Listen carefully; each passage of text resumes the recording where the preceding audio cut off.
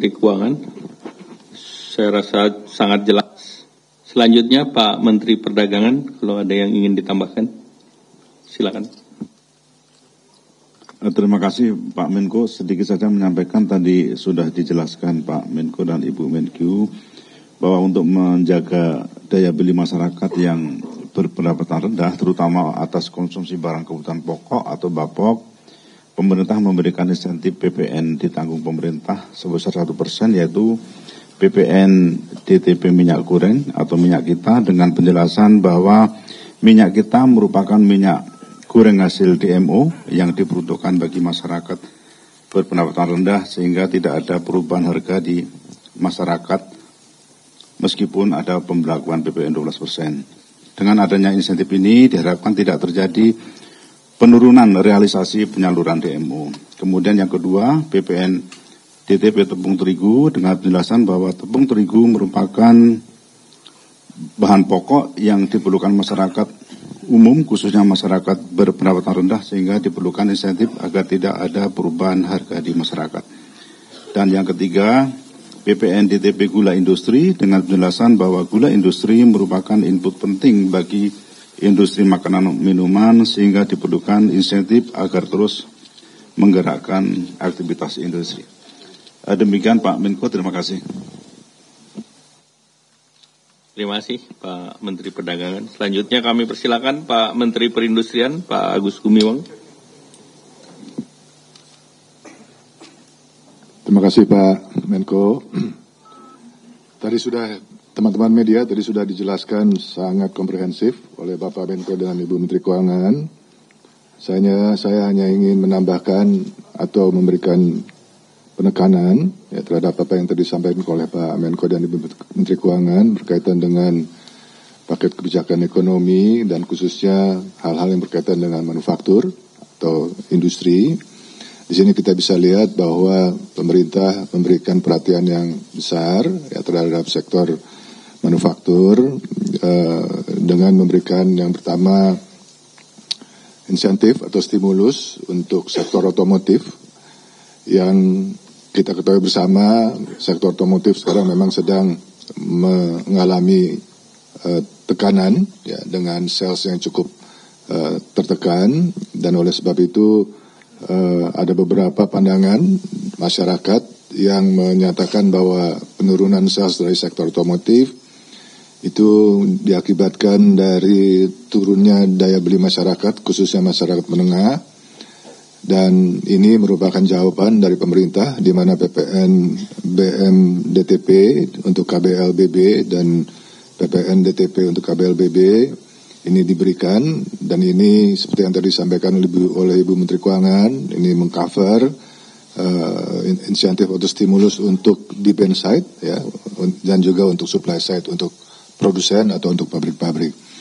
Sedangkan untuk hybrid ini saya minta agar segera para produsen mobil-mobil hybrid yang ada di Indonesia untuk segera mendaftarkan merek-mereknya kepada kami agar tahun depan mulai 1 Januari sudah bisa menikmati insentif stimulus yang sudah disiapkan oleh pemerintah, yang pada dasarnya sebetulnya program LCEV ini sudah diatur dalam Permen 36 tahun 2021, termasuk untuk hybrid, termasuk di dalamnya ada pengaturan mengenai nilai TKDN yang harus menjadi kriteria dari peserta program ini. Juga dilaporkan bahwa pada tahun 2024 ada 3 perusahaan yang memberikan komitmen akan membangun fasilitas produksi atau pabrik di Indonesia untuk otomotif, khususnya untuk EV, yaitu yang pertama BYD, yang kedua Citroen, dan yang ketiga Ion. Dan oleh sebab itu ketiga perusahaan tersebut, ketiga merek tersebut ini akan menikmati insentif stimulus yang tadi disampaikan oleh Pak Menko dan Ibu Menteri Keuangan, biaya masuk 0% dan PPN BM DTP 15%. Dan kalau kita melihat ini upaya pemerintah juga memberikan signal kepada investor bahwa sebetulnya sebetulnya regulasi yang ada di Indonesia itu cukup kompetitif, termasuk hal-hal yang berkaitan dengan insentif dan stimulus, sehingga ini juga inline dengan upaya pemerintah untuk menjadikan Indonesia sebagai hub dari produksi KBLBB di ASEAN. Selanjutnya yang menjadi catatan juga untuk sektor manufaktur, yaitu sektor padat karya, di mana pemerintah menyiapkan insentif stimulus untuk menjaga kinerja industri padat karya dengan skema pembiayaan industri padat karya, di mana tujuannya tentu untuk mendukung kebutuhan pembiayaan dalam upaya merevitalisasi mesin, dan ini sangat penting karena mesin itu kunci agar proses produksi kita lebih efisien dan juga meningkatkan produktivitas. Dan juga kredit investasi, ya ini yang disiapkan oleh pemerintah untuk mengakomodir kebutuhan kredit modal kerja dengan subsidi 5%. Itu aja yang dapat kami highlight, Pak Menko. Terima kasih. Terima kasih Pak Menteri Perindustrian. Selanjutnya kami persilakan Pak Menteri Ketenagakerjaan. Baik, terima kasih Pak Menko. Saya hormati Bapak Ibu Menteri dan Wakil Menteri dan teman-teman media. Saya ingin menekankan kembali dan sedikit menambah terkait dengan paket kebijakan ekonomi terkait dengan ketenagakerjaan. Jadi ada 3. Yang pertama, tadi seperti disampaikan oleh Ibu Menkeu, PPH pasal 21 DTP untuk pekerja sektor padat karya. Itu adalah pekerja mendapatkan insentif dengan gaji sampai Rp 10 juta per bulan khusus untuk pekerja sektor padat karya. Yang kedua, dukungan bagi pekerja yang mengalami PHK. Kami pekerja yang mengalami PHK, kita akan memberikan stimulus baik materi ataupun non-materi. Pertama adalah dukungan jaminan kehilangan pekerjaan atau JKP berupa manfaat tunai 60% flat dari upah selama 6 bulan, manfaat pelatihan sebesar 2,4 juta rupiah, dan kemudahan akses informasi pekerjaan. Selain itu juga kemudahan akses program prakerja. Dengan ini kita mengharapkan para pekerja bisa meningkatkan peluangnya untuk bekerja kembali dengan memanfaatkan klaim manfaat JKP. Selain itu juga untuk mempertahankan daya beli pekerja saat ter-PHK. Dan yang ketiga adalah relaksasi atau diskon sebesar 50% iuran JKK bagi sektor padat karya. Dengan total jumlah pekerja itu sekitar 3,76 juta pekerja. Dan kami ingin pastikan bahwa pemberian relaksasi atau diskon ini tidak akan mempengaruhi pemberian manfaat oleh BPJS Ketenagakerjaan kepada pekerja. Itu tambahan dan sedikit penekanan terkait dengan aspek ketenagakerjaan. Terima kasih Pak Menko. Terima kasih Pak Menteri Tenaga Kerja. Selanjutnya kami persilakan Menteri UMKM Pak Maman Abdurrahman. Tes. Ya. Terima kasih Pak Menko. Saya ingin menambahkan dan menyempurnakan saja apa yang sudah disampaikan oleh Pak Menko dan Ibu Menteri Keuangan terkait mengenai insentif terhadap penggiat-penggiat UMKM.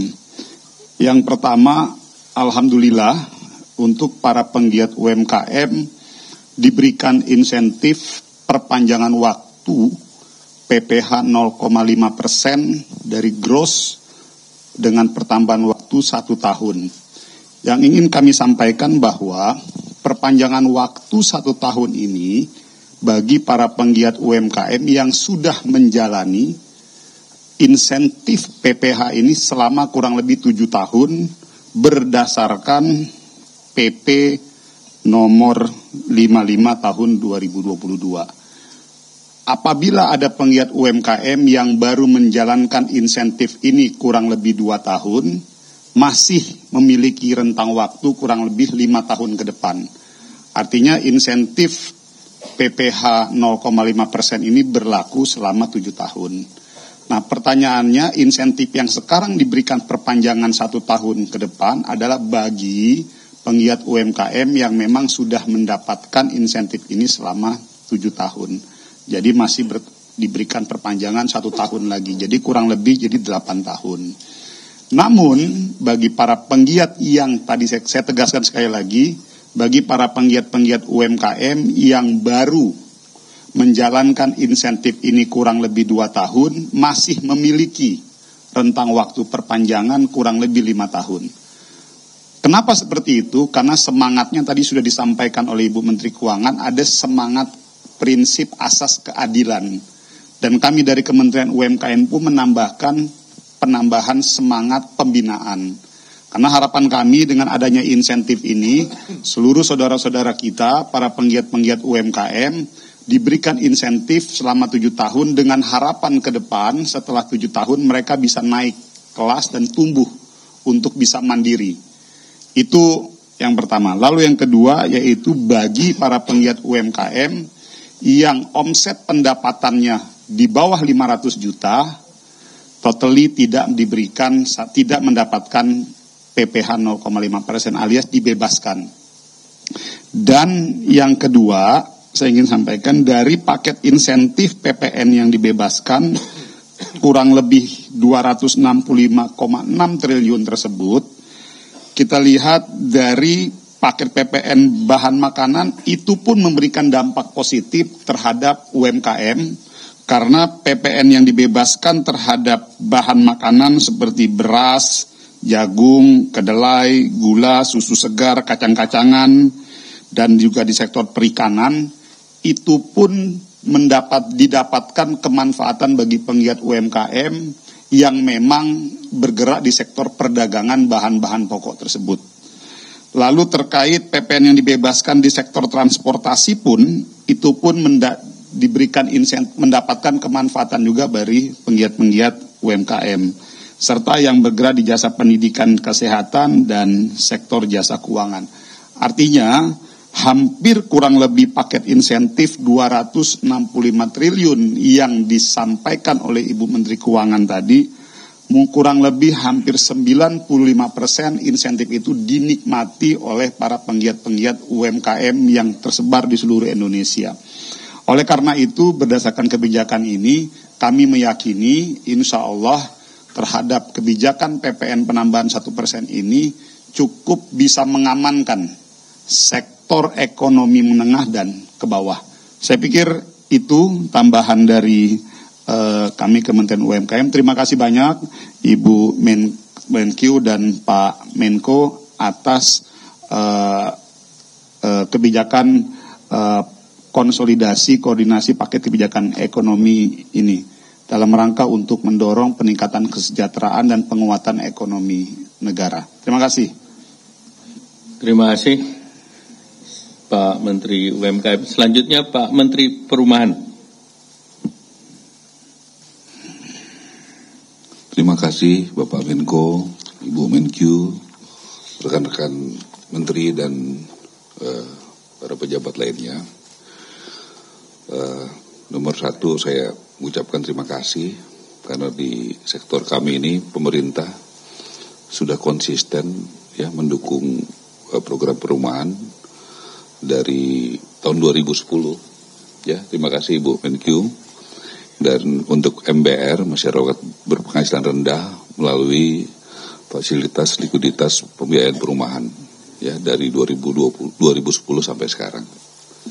Dan subsidi bantuan uang muka juga dari tahun 2015 dan konsisten diberikan sampai sekarang. Itu sangat bermanfaat bagi masyarakat berpenghasilan rendah. Dan 5 tahun ini itu target yang sudah dilakukan adalah sebanyak 942.630 unit rumah. Memang tahun ini Bu dan Pak Menko targetnya menjadi agak banyak, 3 juta mohon dukungannya untuk ke depannya. Kemudian pemerintah juga tahun depan sudah mengalokasikan untuk FLPP.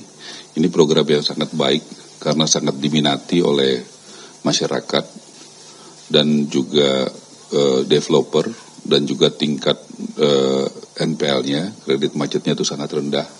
Jadi ini program yang sangat baik, ya saya teruskan dengan harapan ke depan juga kita bisa tingkatkan, karena kalau memang ada program yang bagus kita akan tingkatkan lagi.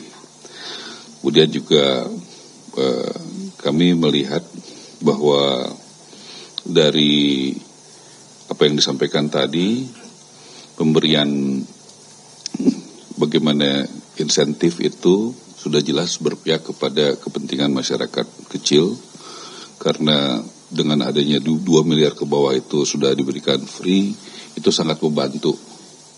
Dan juga untuk sampai 5 miliar itu akan juga diberikan dengan tahapan-tahapan yang sudah diatur oleh Ibu Menteri Keuangan.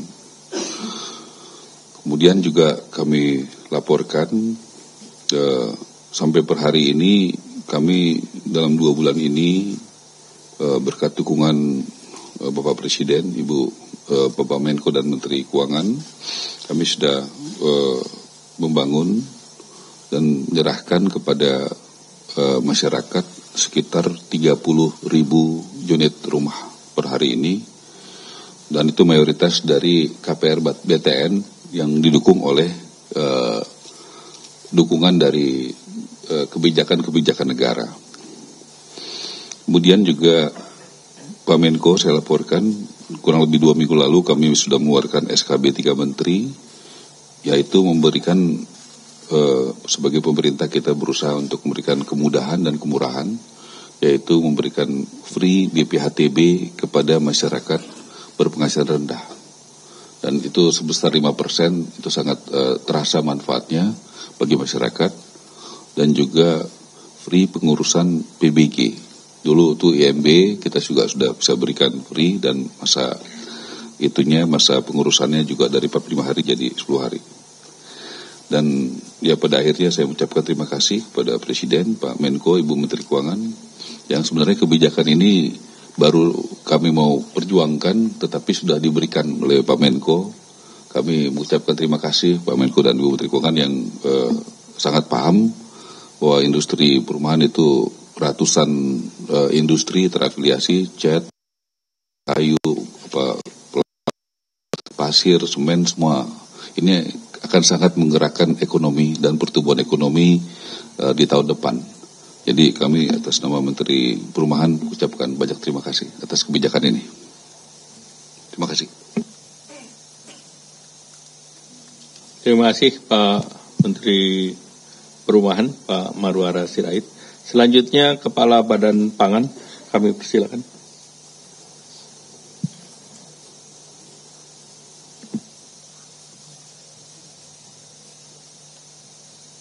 Bismillahirrahmanirrahim. Assalamualaikum warahmatullahi wabarakatuh.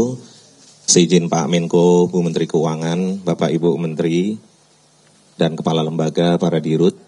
Yang pertama, seperti disampaikan bahwa tidak ada kenaikan bahkan pengenaan PPN untuk bahan komoditas strategis seperti jagung, beras, kedelai, bawang merah, bawang putih, semua jenis cabai, telur, ayam, daging ruminansia, dan sebagainya.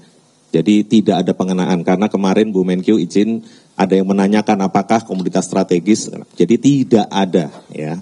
Yang kedua, bantuan pangan di bulan Januari dan Februari, ini sudah diperintahkan juga oleh Pak Presiden kemarin, seizin Bu Menkyu, Pak Menko Pangan, ya, bahwa Badan Pangan Nasional akan menugaskan Bulog untuk menjalankan bantuan pangan beras untuk 16 juta PBP atau penerima bantuan pangan A10 kilo. Demikian, terima kasih Pak Menko.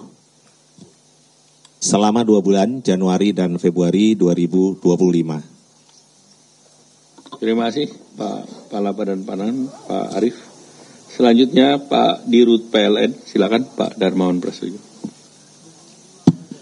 Pertama kami ingin mengucapkan terima kasih kepada pemerintah, dalam hal ini Bapak Presiden, Pak Menko.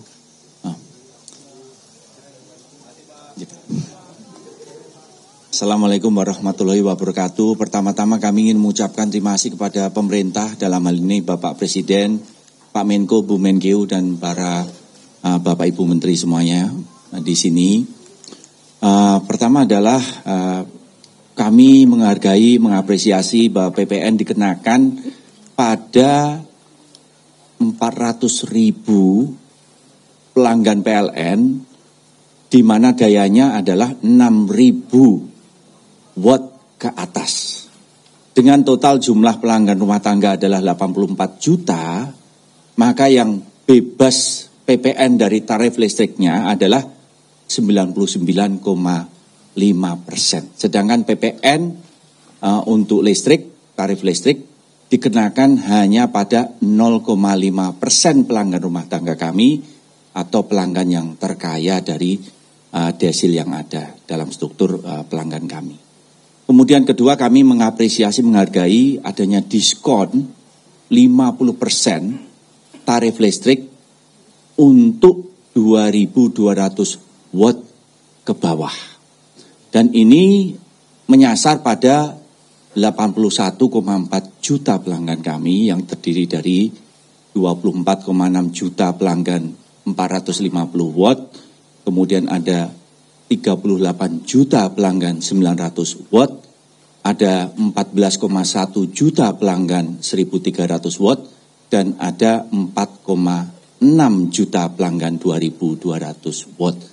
Artinya dari total pelanggan rumah tangga kami adalah 84 juta, ini menyasar pada 97%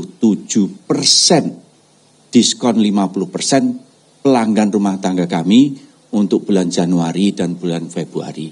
Tentu saja ini berkah karena ini mengurangi beban saudara-saudara kita dan juga meningkatkan daya beli masyarakat. Dan untuk itu kami PLN siap menjalankan berkah amanah dari pemerintah ini. Tentu saja untuk pelanggan kami yang prabayar, kami langsung secara otomatis menyesuaikan bahwa pembelian pulsa yang tadinya 100.000 misalnya untuk KWH tertentu, nanti hanya tinggal 50.000, hanya menjadi separuhnya. Kemudian untuk yang pasca bayar, kami secara otomatis menyesuaikan tagihan listriknya untuk bulan Januari, Februari. Dan tentu saja kalau ada pertanyaan mengenai ini, kami sudah mempersiapkan WhatsApp number 08777 11 12 123. Saya ulangi lagi.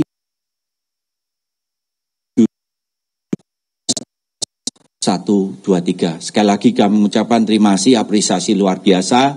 Ini berkah bagi pelanggan PLN yang mendapatkan bukan hanya PPN-nya dibebaskan untuk pelanggan 99,5% dari pelanggan kami, dan juga ada diskon 50% untuk 97% pelanggan kami untuk bulan Januari Februari. Matur sembah. Wassalamualaikum warahmatullahi wabarakatuh. Terima kasih Pak Dirut PLN. Selanjutnya terakhir Pak Dirut BPJS Ketenagakerjaan. Baik, terima kasih. Bismillahirrahmanirrahim. Assalamualaikum warahmatullahi wabarakatuh. Yang saya hormati Pak Menko, Ibu Menteri Keuangan, Bapak Menteri. Rekan-rekan media, jadi saya menambahkan saja bahwa relaksasi iuran jaminan kecelakaan kerja yang 50% tadi itu untuk 5 bulan dengan manfaat yang tidak berubah. Jadi iurannya 50% sama.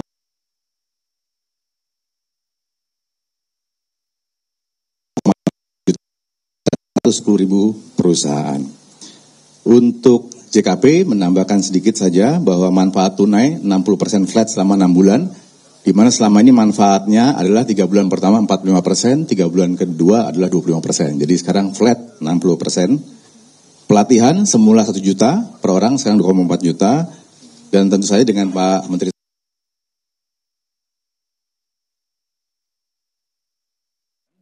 di mana selama ini manfaatnya adalah 3 bulan pertama 45%, 3 bulan kedua adalah 25%. Jadi sekarang flat 60%. Pelatihan semula 1 juta per orang, sekarang 2,4 juta.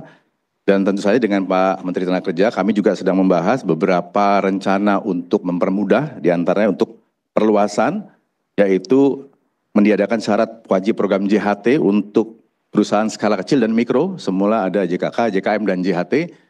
Ke depan kita sedang membahas dengan Pak Menteri untuk JHT dihilangkan sehingga perluasannya bisa lebih banyak. Juga membuka peluang untuk non-ASN untuk bisa ikut JKP. Sedangkan untuk kemudahan, demikian dari kami di BPJS Tenagakerjaan untuk JKP, Jaminan Kehilangan Kerjaan, dan juga Jaminan Kehilangan Kerja. Terima kasih. Terima kasih Pak Dirut BPJS Tenaga Kerja.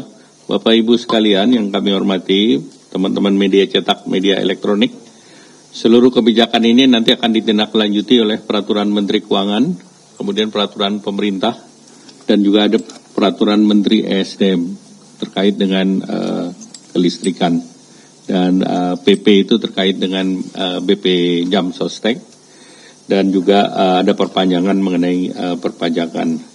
Kemudian tadi disampaikan peningkatan pendapatan negara di sektor pajak itu penting untuk mendorong program Astacita dan prioritas Bapak Presiden, baik untuk kedaulatan dan resiliensi di bidang pangan dan ketahanan kedaulatan energi. Di samping itu juga tentu penting untuk berbagai program infrastruktur, pendidikan, kesehatan, perlindungan sosial, dan juga program terkait dengan makanan bergizi. Nah, kebijakan perpajakan juga tadi sudah disampaikan, menjunjung prinsip adil, gotong royong, dan mensejahterakan masyarakat. Dan sekali lagi disampaikan bahwa paket ini dirancang untuk melindungi masyarakat, mendukung pelaku usaha, utamanya UMKM dan padat karya, menjaga stabilitas harga serta pasokan bahan pokok, dan ujungnya seluruhnya untuk kesejahteraan masyarakat, dan ini diberlakukan 1 Januari 2025. Jadi sekali lagi ini seluruhnya berlaku 1 Januari 2025. Demikian, saya pikir sudah cukup jelas. Terima kasih. Wassalamualaikum warahmatullahi wabarakatuh.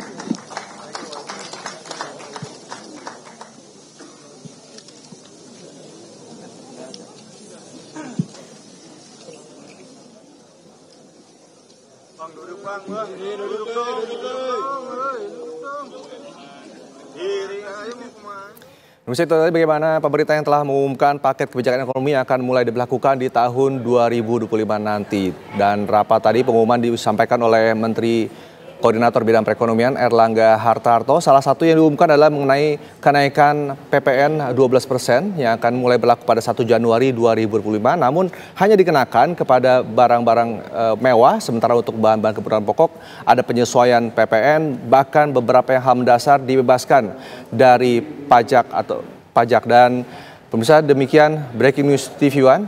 Saya Renda Kusuma. Saat lagi ada kabar siang yang akan hadir menemani Anda. Terima kasih.